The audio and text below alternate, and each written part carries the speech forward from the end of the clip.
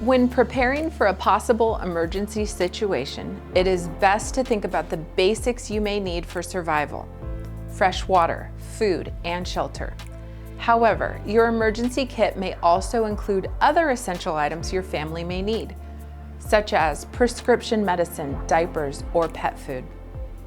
A basic emergency kit should include water, canned non-perishable food and a can opener, flashlight and extra batteries, a first aid kit, physical copies of maps of your local areas, whistles to signal for help, garbage bags and plastic ties for personal sanitation, and any prescription medication you or a loved one requires daily.